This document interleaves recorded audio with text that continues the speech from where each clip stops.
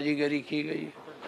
क्या कमी आपको दिख रही है? हमें कमी ये दिख रही है कि ये जो 25-26 का बजट लाए हैं 8,08,736 करोड़ 6 लाख रुपए का, इसके पहले जो बजट था 24-25 का अनुपूरक मिलाकर था 9,27,313.34 करोड़ का।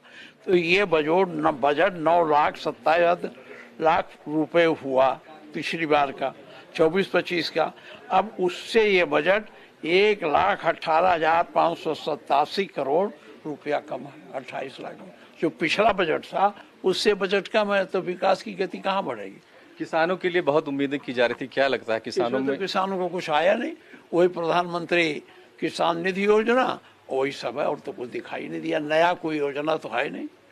कुछ एक्सप्रेस वे अनाउंस किए गए हैं, 27-28 हजार करोड़ रुपए दिया होगा। अब जो एक्सप्रेस वे हैं वो देखिए, जब तक एक्सप्रेस वे के बारे में कोई श्वेत पत्र न जारी करें तब तक उसकी पूरी व्यवस्था नहीं जानी जा सकती है।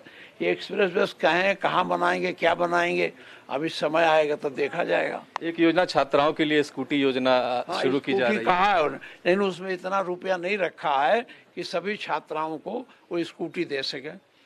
एक लाइन में बताइए किस तरह के बजट आप अपने हिसाब से देखते हैं? ये बजट जो है ना विकासोन्मुख है और ना रोजगार उन्मुख है।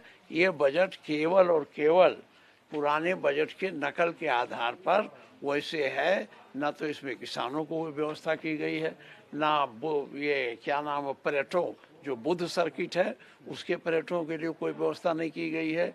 और इसी तरह से ये बजट पिछले 24-25 बजट के मुकाबले उसका अनुपूरक जोड़ लिया जाए तो उससे कम है।